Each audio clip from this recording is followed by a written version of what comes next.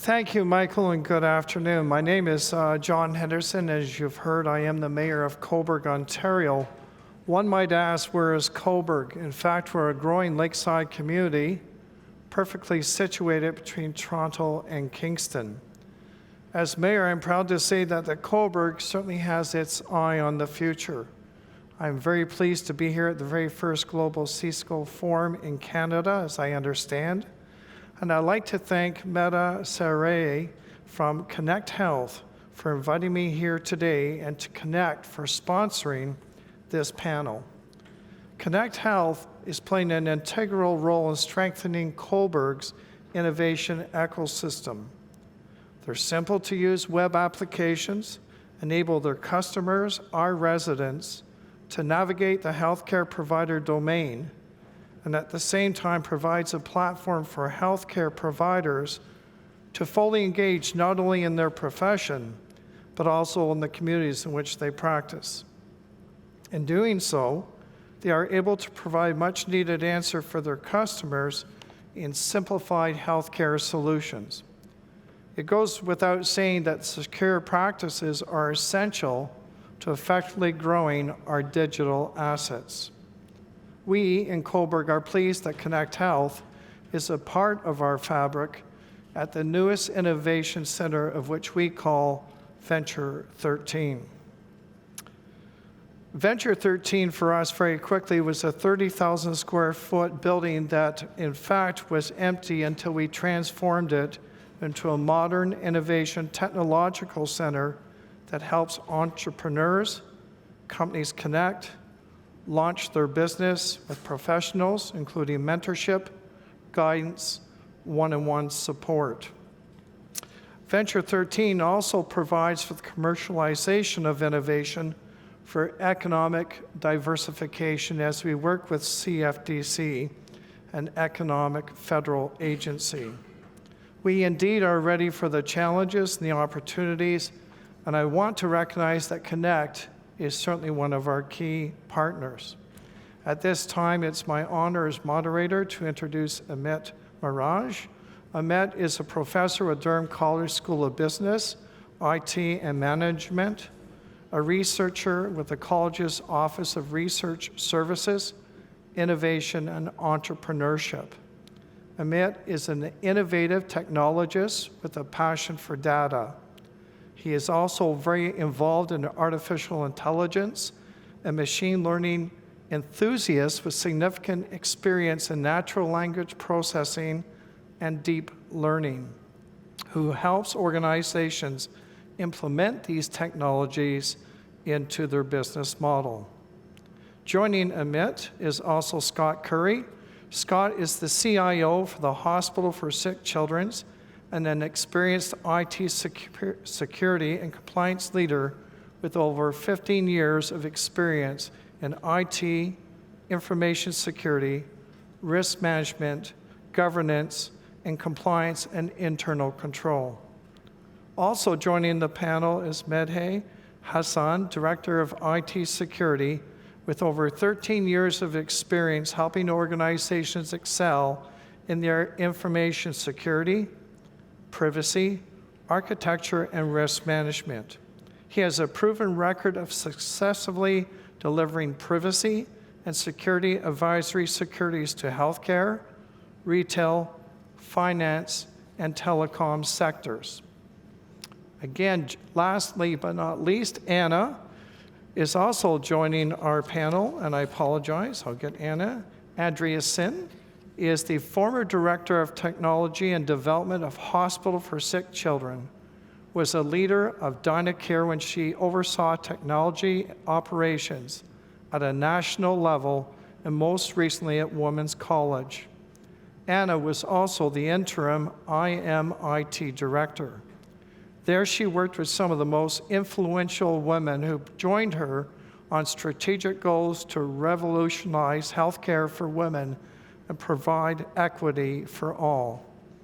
Anna has developed and implemented cybersecurity programs in collaboration with the various cybersecurity partners and vendors to enhance the security posture of the organization, for which she has worked.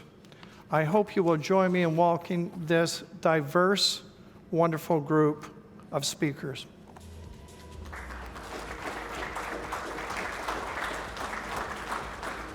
Thank you. Thank you. Anna? Okay. Amit? Enjoy. Thank you.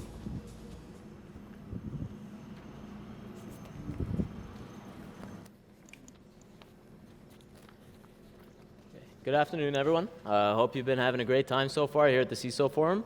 I know that I've been enjoying these talks really exaggeratedly. So what I wanted to do before we actually get started on the healthcare panel, I wanted to introduce the healthcare panel first, but unfortunately, due to some mishap with one of the panelists who couldn't make it, we have Jeff Reichert, who wasn't introduced previously.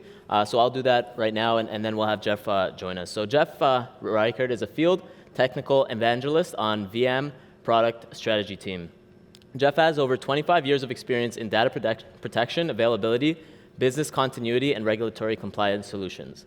Jeff's previous roles have ranged from building SAN and data backup solutions to systems engineering and engineering leadership, serving public sector and enterprise customers. He most recently led Commvault's federal civilian engineering team, and at VM, Jeff evangelizes VM's visions for cloud data management with customers and partners around the world. So please welcome Jeff. Okay, so this panel in healthcare aims to address some of the challenges and considerations needed when introducing not only security, not only privacy, but emerging technologies within the healthcare stream. So as you already know, my name is Amit Maraj, and I work with Durham College on several different applied research projects. And I've worked on research projects with artificial intelligence and in the healthcare sector. I haven't really worked too much within the security and privacy realm when it comes to AI and healthcare, so I'll be learning just as much as you will from this amazing panel of panelists here. So I'd like to start on the far side of the panel and introduce. I'll allow the panelists to introduce themselves briefly before we get started with some of the questions. So Scott? Yeah, thank you. And good afternoon, everybody, and welcome to our panel. So my name is Scott Curry. I'm the Chief Information Security Officer at Sick Kids Hospital in Toronto.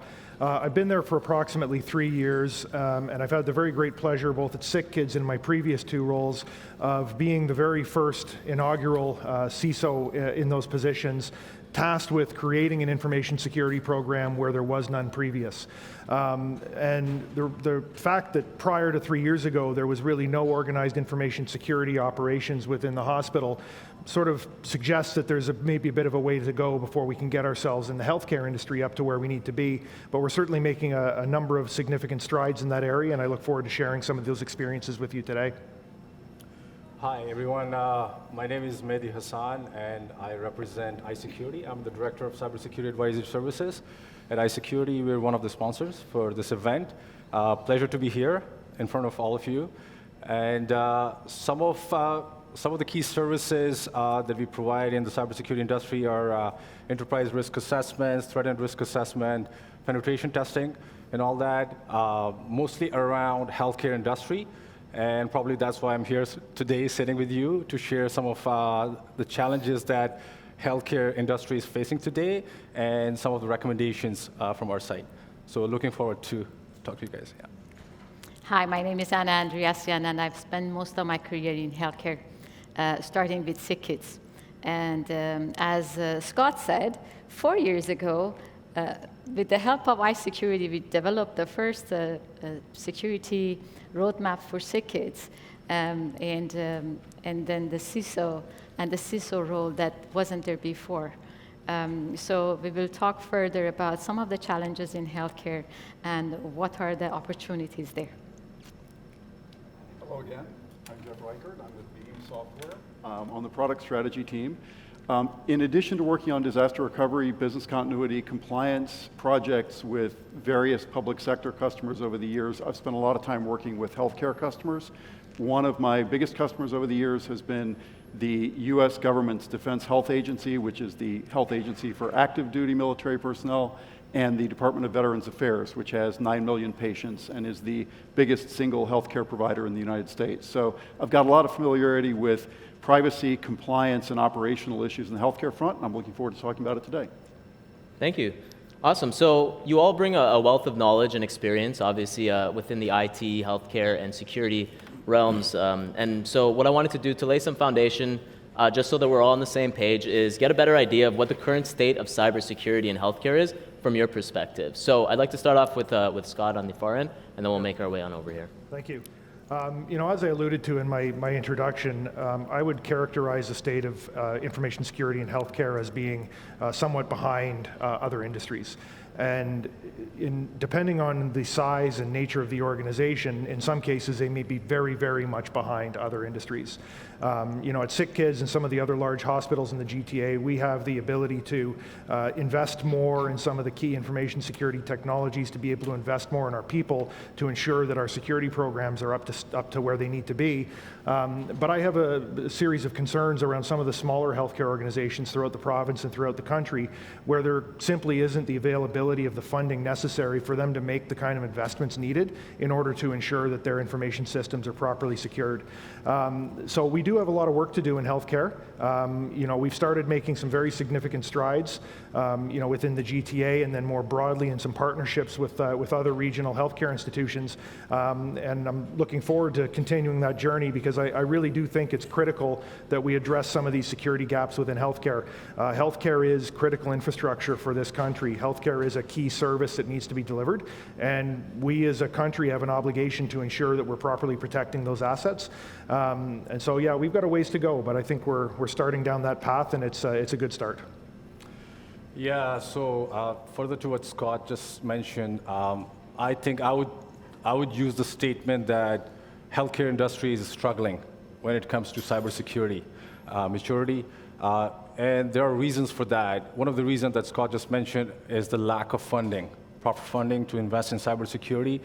The second main reason I would consider is the lack of the right resources who understand cybersecurity, not just from a high-level governance perspective, but also understand the technicalities of some cybersecurity threats and risks as well, to ensure that they have the right proactive controls in place to protect the confidentiality, integrity, and availability of healthcare data.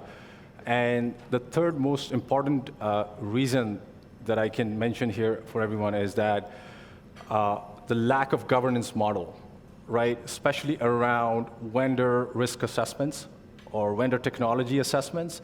Now, when I say vendor risk assessment, I don't mean the questionnaire-based assessment, right?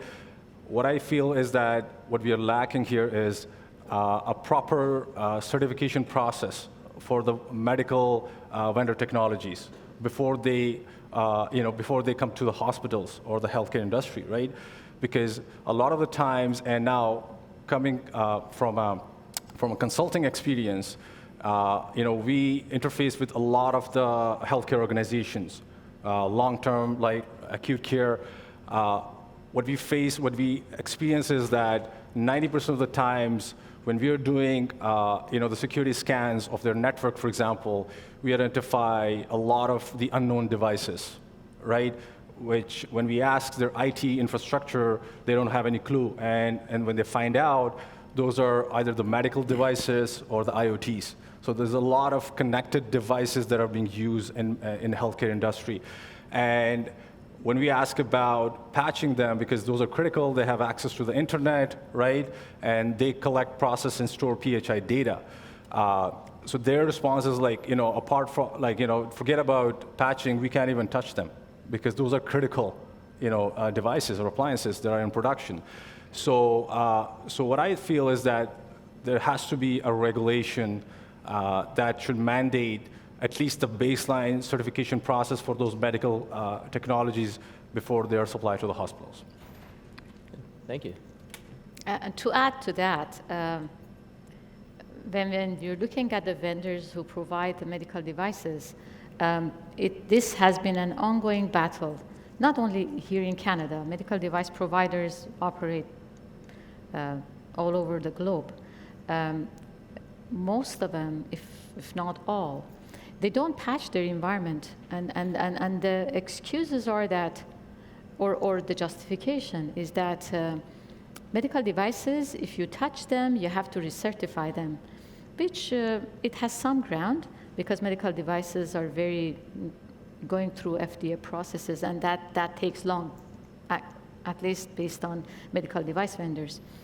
But problem is, when those are not patched, and somebody gets into those devices, and data is changed, what is that?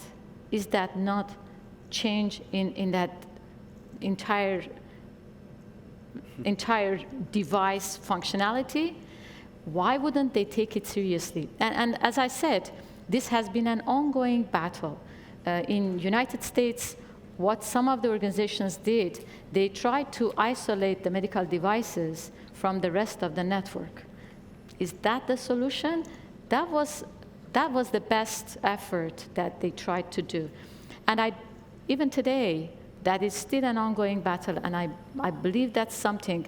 FDA is much more into that conversation, and not, in my mind, not good enough. Like at the time when I was dealing with, especially sick kids, we connected with Health Canada. We wanted to see what is their stand on this. I really didn't find Health Canada to be very specific and try to actually work on that. So in my mind, we have an issue here.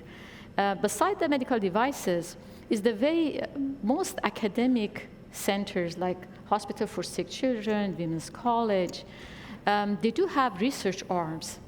And researchers, due to nature of what they do most like emerging technologies. They try to use it to get the researches done. There is no comprehensive approach in a risk management side of it, like to go say, okay, let's do set up a framework that is based on risk management and evaluate things and try to do a reasonable job on security and safety without being a bottleneck. I mean, a balance of both. And to add to that, the funding and on top of it, what I've realized being in a public sector and a private sector, public sector is very aware of privacy issues, very aware. I don't think private sector is very conscious and aware of privacy rules. I haven't seen much of a like the Ontario privacy officer to say, we're checking this, we're doing this. And we were just discussing this earlier, that in United States, maybe because of the level of the hacking that is happening, they're much more serious about security, about standards. They go harder on some of the violations. I think we are a bit softer here, and the consequences are that some of the consequence of these breaches are not apparent. It doesn't come up, and maybe even the public doesn't know about it. So those are some of the challenges I see in healthcare. All right, thank you. So we spent a lot of time in the last panel talking about culture, and if you look at the delivery of healthcare, on average, I can only speak for the United States, on average, people costs are 50% of your costs at all levels of clinical healthcare delivery. And so you've got to educate your people. You've got to take care of your people and bring them along in order to make a real difference in this and make sure that they stay. The flip side of that is that if 50% of your budget is going to people, you don't have a lot of money left over to spend on buying all new medical devices to get off of Windows XP, which a lot of medical devices still are on right now, or updating your file shares from SMB1, which they've been on since the year 2005, since they were deployed. And so you've got to take care of your people and bring them up. But culturally, IT, because it's now so critical to actual clinical outcomes, to delivery of clinical services, needs to become more of a priority in patient care. Great, awesome. Okay, so with that being said, we just outlined a few challenges, just a few challenges in the healthcare stream, obviously, right? There are tons of them, and every country faces their own array of challenges. Now, this specific panel is called Security, Privacy, and Emerging Technologies, and it's a balancing act. That's exactly why the panel is called that. It's a balancing act. So when I say challenge in healthcare, what's the first thing, the most important thing that comes to your mind? What's the biggest challenge that you can say from your experience is most pertinent right now? And I'll start off with you, Jeff, this time. So not to sound repetitive with what we just heard, Sure. but if I had to pick one thing in terms of privacy, in terms of other issues that are being faced, it is security around devices actually being disrupted. Ransomware is obviously a huge problem, and ransomware can stop you from delivering services. It can shut a hospital down, but it doesn't actually directly affect a patient's health. But the situation with security in a lot of clinics and hospitals in North America is such that there are vulnerabilities that could very easily directly affect patients' health. And that's the number one issue that I think we're facing. So how do you think we can address that issue? Any thoughts? Well, it's a tough nut to crack. It's going to involve a lot more security consciousness at all levels of healthcare, and it's going to involve a lot more awareness that budget has to be freed up to be invested in this kind of thing, because it genuinely is a matter of life and death, exactly the same as your nurses and doctors' training levels and certifications are. Mm-hmm. Good point. Awesome. Anna? I think it's very hard to pick something but I would go to the core of it and to the base, because first you want to be able to walk before you run. So perhaps if we have to choose only one, I would go and say perhaps funding and resources are one of the core things, because if you can get that sorted out, perhaps some others can come along and can be addressed.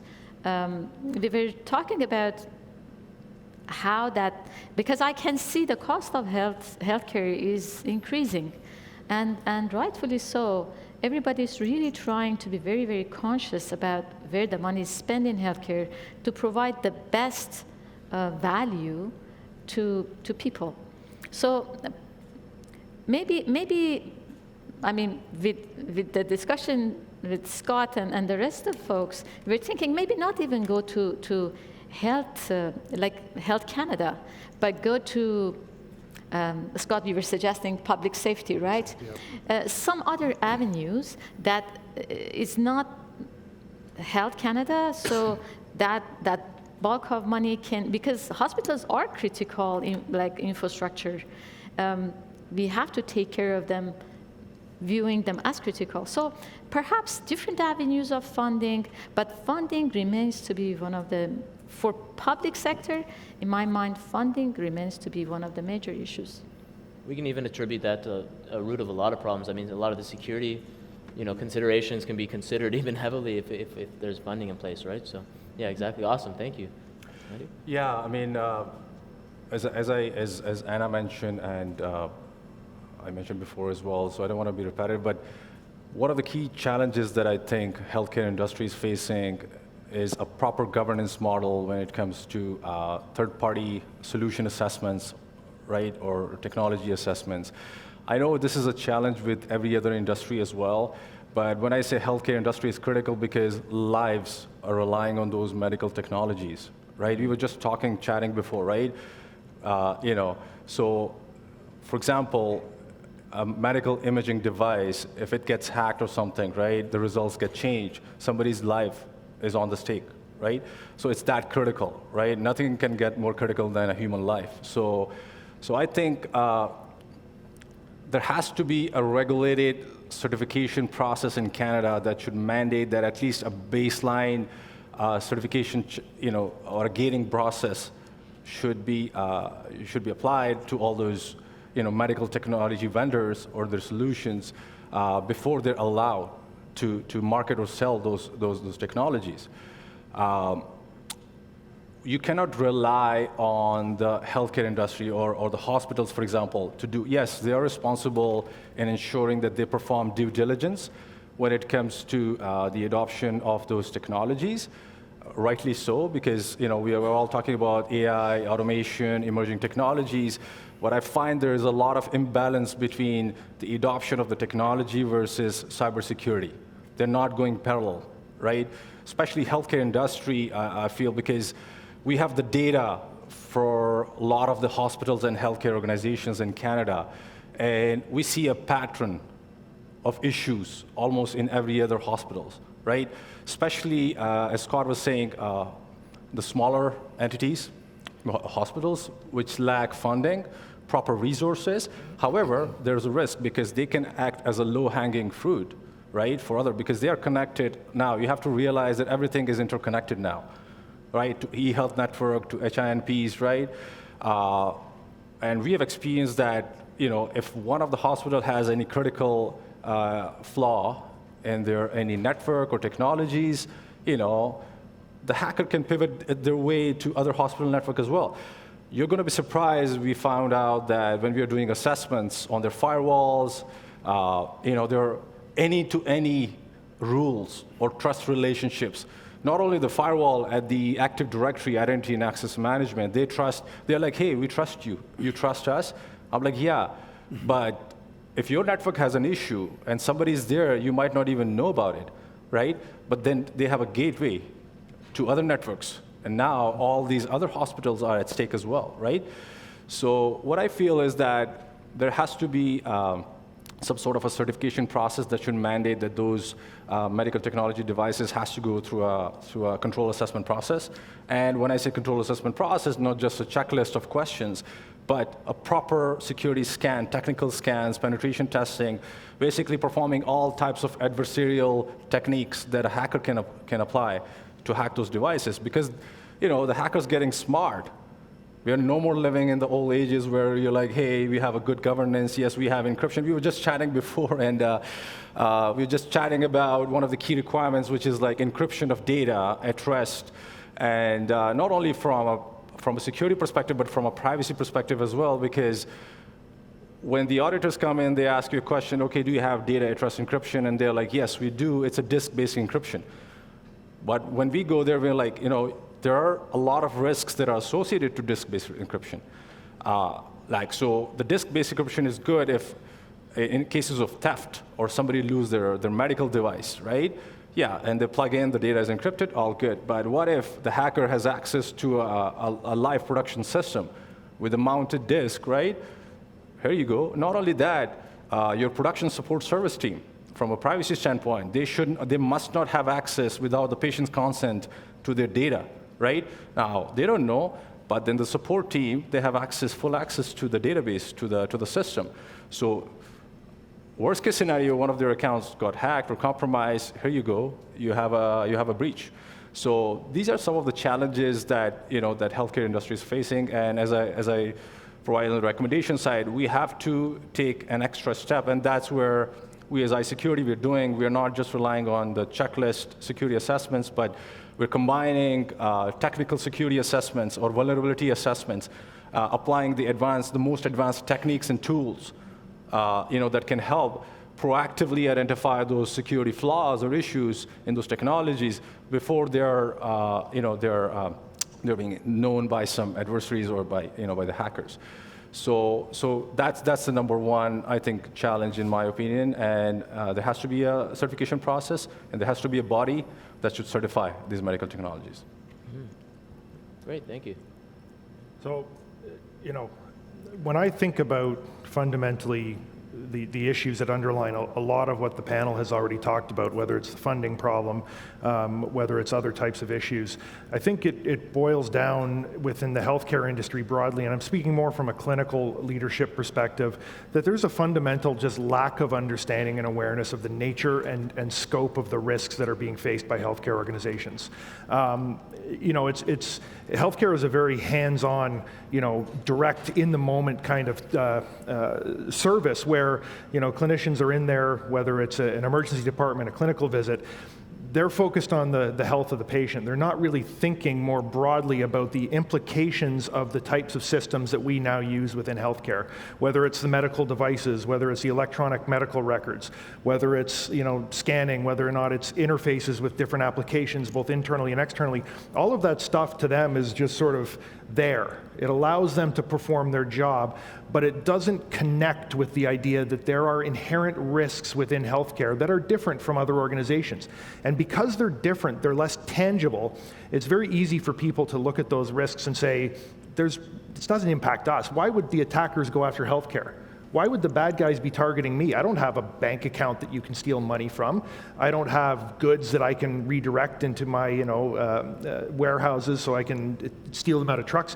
What's the value in healthcare? And I think the link between the implications and the reason that healthcare is a target, the link between that and the understanding of the security landscape is something that needs to happen. And it needs to happen broadly across the industry, both within government agencies that are legislating healthcare, within agencies that are funding healthcare, that are funding security in healthcare, but also within the leadership within the organizations, clinical leadership, financial leadership. That knowledge, I think, is absolutely crucial. And it really is something that has never gotten much focus. And it hasn't gotten much focus for many of the reasons we've talked about. At the smaller institutions, the focus is entirely clinical care, and maybe, if they're lucky, they have one or two IT people that keep the network running, and everybody else largely is focused purely on clinical work. The conversation about security is never had in those institutions. I've been on panels like this in more clinical-focused conferences, and the reaction from clinical people when you start drawing those links for them, creating that tangible connection between what is healthcare doing and why do the bad guys want to do it, it's amazing to watch the faces of people in the crowd. All of a sudden it becomes tangible and meaningful. At the end of the day, you can buy and sell credit cards on the dark web all you want, and they may be open, they may be closed. They're going to buy millions of credit cards for pennies on the dollar. But a healthcare is a permanent record. Your medical record is permanent. It is a history of your life. Those are extraordinarily valuable for a whole host of reasons, whether it's having to do with fraud, whether it's identity theft, and that's just looking at the data side. Looking at an operational side, the understanding about, well, now we rely on computers. My computer, my electronic medical record system at SickKids, it handles the entirety of the workflow of a patient's journey through the hospital, from admit to the blood work, to the lab work, to the pharmacy orders, to discharge. Their entire journey is online. If I'm a bad guy and I can disrupt that journey, whether it's ransomware or otherwise, I've now created a real incentive for a healthcare organization to pay. Because yes, at the end of the day, yeah, we can go through disaster recovery scenarios, we can rebuild our systems, we can do all those amazing things. Anybody can do that. The problem that we have in healthcare is the time that takes is time where we are not able to provide the level of care to our patients that we should be. And so there's a real incentive because of that for us to pay the money. And the knowledge of these types of links, the reason the data is important, the reason why ransomware is effective in healthcare, is a really, really critical argument to make to allow people to understand the importance of security. And once you create those links and start having those conversations, it becomes an awful lot easier to start drawing, risk assessments out to be able to say, what? We should at least recognize that this is a risk to the organization. And in so recognizing it, it gets a little bit more visibility and it might get a little bit of funding. And that's sort of the first step down the journey towards beginning to build a risk-focused information security program in healthcare. And I think if we can have those conversations both within the healthcare community, but also from the healthcare community to the government agencies, that's where we can start to get some real power. We've heard over the past little while, over the past couple of days even, from various folks who've talked about the importance that the government of Ontario is placing on cybersecurity and education. We've heard about the importance of the communication security establishment and the federal government, putting a lot more funding into information security. And those things are really, really important things for us as a country to focus on. But we need to recognize that we have a major gap within our healthcare organizations. We have a major gap within this piece of critical infrastructure, and it's a gap that's not being talked about. So for me, I would say that is the most critical issue facing healthcare with respect to information security, and it really is the root of a lot of these other problems that we've talked about so far. Mm-hmm. Awesome. That's great. I think we can sort of all agree that you know, as emerging technology moves forward and as we try to adopt new technologies into the healthcare sector, a consideration just as much or just as important as this new technology needs to be security first and foremost. So shifting gears just a little bit, I want to focus on one emerging technology that I hope we've all heard of before, which is artificial intelligence. With that being said, you know, I work on several different research projects at the college, and a lot of companies come in and say, hey, can I get some AI? Can I get some AI for this problem? And you know, AI first and foremost isn't a silver bullet. I can't just take it and you know, drop it into a problem and hope that it works. I wish it worked that way, but unfortunately it doesn't. But one thing that the companies don't really consider is what kind of security and privacy considerations do they need to be aware of moving forward and using this technology in their system. You know, are we going to allow AI to make the decision to you know, diagnose a patient, or are we going to allow AI to prescribe drugs? It gets to that point where, you know, what's right, what's wrong, the ethical debate, and so on and so forth, right? So with that being said, the emerging technology, which is artificial intelligence, what kind of security considerations do we need to have first and foremost at the front of our mind as we adopt this technology? I'd like to start with you, Scott. So AI is a really sort of interesting animal within the healthcare world, and you know, I think we've seen this over time in other industries where it really represents a tremendous amount of promise. The opportunity before us with leveraging AI and leveraging machine learning and leveraging different kinds of analytics is really an exciting clinical opportunity that faces the healthcare organization. And when you're going to start thinking about how do we take AI and pivot that into things like precision medicine and whole genomic sequencing, and being able to take a genome and using AI derive a treatment plan for a specific individual that is for you, not just for the particular condition that you may have, you start to begin to imagine the amazing possibilities that come with this. But as with anything, especially things that are based upon data and technology, it does bring with it a significant amount of risk that the organizations need to understand and account for. You know, we've talked a lot about the value of data in healthcare. Well, AI relies upon massive amounts of data in order to be effective. If that data is now consolidated and pooled in a massive data lake, data pool, whatever you want to call these particular, you know, masses of data that we're putting together, that creates a significant challenge for now. How do I ensure that only people that are appropriate to access this particular piece of data are accessing this particular piece of data? And how do we make sure that the data, the integrity of this data that is ultimately being used to feed the algorithms that are driving the AI, how do we make sure that the data going in is the right data, that it's based upon the right type of outcome that we're looking for using the algorithms? And, you know, so the privacy considerations are significant. You know, the concepts within PHIPAA, the overall privacy legislation for patient healthcare information, indicates that only those physicians that are within the circle of care should ever have access to your medical information. As soon as I dump a massive pile of data in the middle of you know, a set of servers, and I'm opening it up to researchers, I'm opening it up to other clinicians, I'm opening it up to quality improvement programs, it becomes very muddy in terms of how you can delineate between whether or not an individual should have access to a record within a large pooled piece of data. And so these are things that we're going to have to really give a whole lot of thought to as we begin down this journey. And certainly it's not a simple solution. There's no panacea that suggests that, you know, the privacy and security concerns of AI in healthcare can be handled by X. It really is going to be a blend of a lot of different tools and techniques, a blend of a lot of different really smart people thinking about how do we build a model to govern this data, how do we build a model to govern these algorithms within healthcare. That governance is going to be absolutely key in making sure that we as the custodians of that data are making good decisions about how we end up using it in order to, you know, support the really important clinical outcomes. Yeah, so as Scott mentioned, what is AI? So AI, artificial intelligence.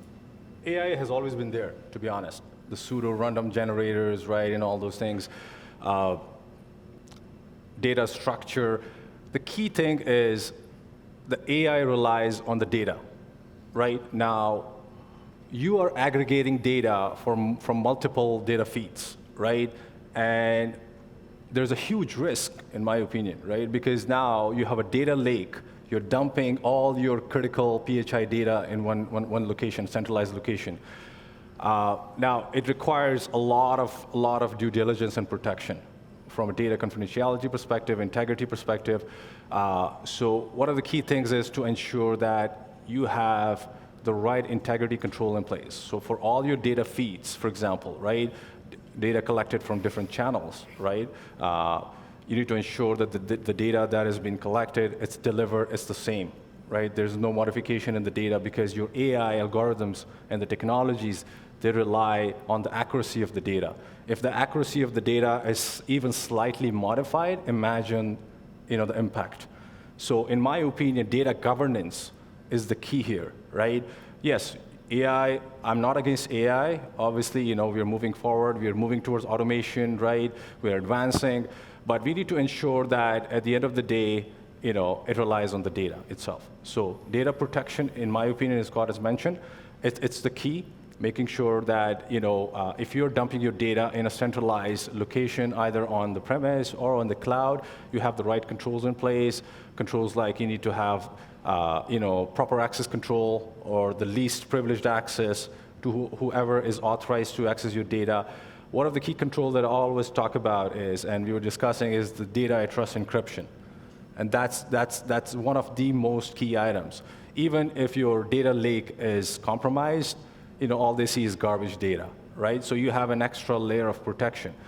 On top of it, so this is one of the preventive side of the controls. Now, you need to have the right sort of detective controls as well with respect to who is accessing your data, for what purpose, right? So you have the right governance model, right? So it has to be a combination of the right preventive controls, detective controls, right? You need to have proper logging and monitoring of those critical infrastructure services, right? And in my opinion, so data is the key. So you need to ensure that your crown jewels, your data, either it's logical security, physical security, you have to perform the right due diligence to make sure that you have the right governance model in place. Awesome. This AI thing is very interesting, and because it's a subject that is very close in a sense of emerging technology. I was listening to a TED talk about AI and the progression of AI and why is it important that we put the right controls in place now. Because if you think about it, as we are progressing, like in the past 10 years, the progress that we have made in technology has been whatever we have done in the past, maybe 100 years, because it has been that fast. It has been, the emerging technologies have gone forward so fast and taken all, not all yet, but most of the manual work that we were doing, Ubers of the world and many others like that, which that's on the digitization. But the technology is growing so fast.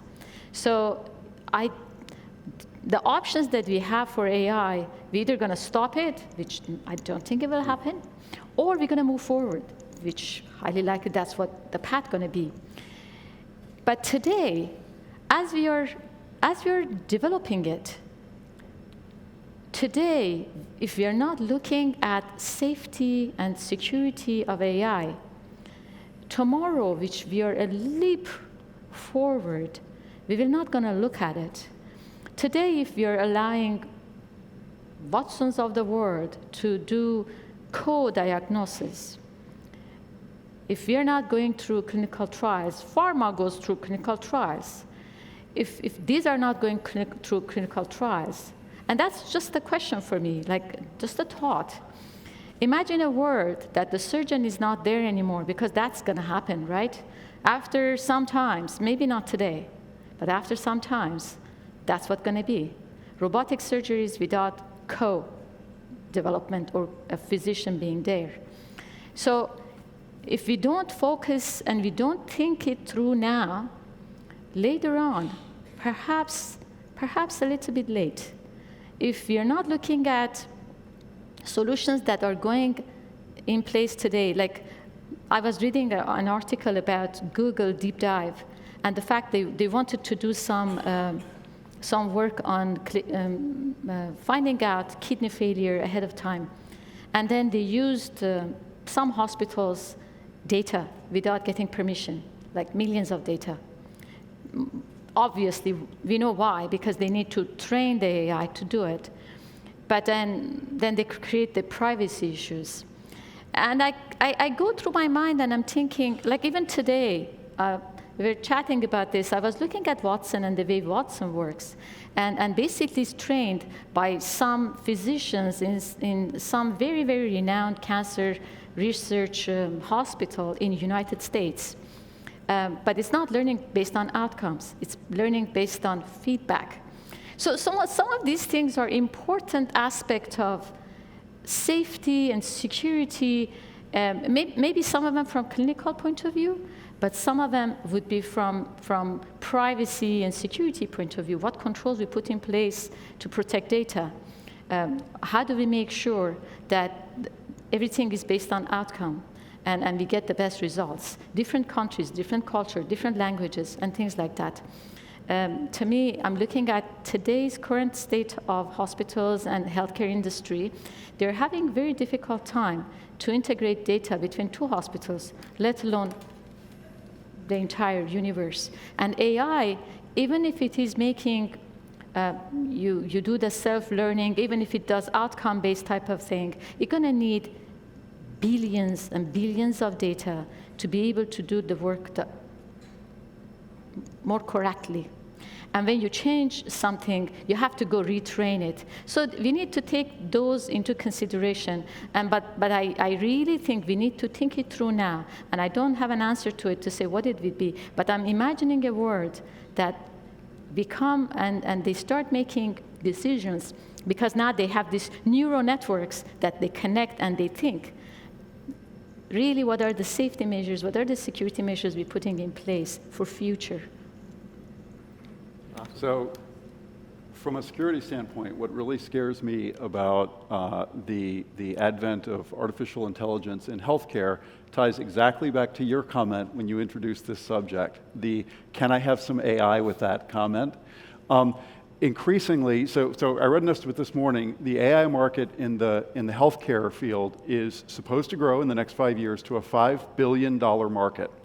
And my biggest concern about artificial intelligence is that there are a lot of folks who seem to think that getting some fries with that, getting some AI with that, will lead to outcomes without a really clear idea of what the goal is that they have in mind, without clearly delineating what's the low-hanging fruit that I'm going to be able to point AI at with a data set that I can control and have some reasonable possibility of return on my investment. If you have these projects fail, and like data warehousing, the estimates for AI projects failing are pretty depressing sometimes when you read them. I mean, they can be 80, 85%. What you're doing is sucking the air, sucking the money out of an environment for AI projects that are going to fail that could have been spent on security or something that would actually deliver on patient outcomes.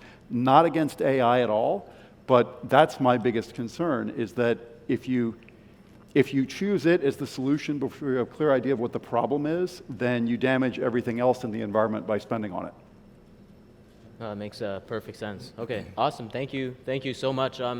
I think maybe we have time for one question. So does anyone in the audience? I'd like to open the floor for questions if anyone has one or two. No? Okay, awesome. Well, panelists, you've done a great job on touching some of the small challenges that we have to face when talking about emerging technologies, security, privacy in healthcare, and I'd like to thank you so much for your time. Thank you.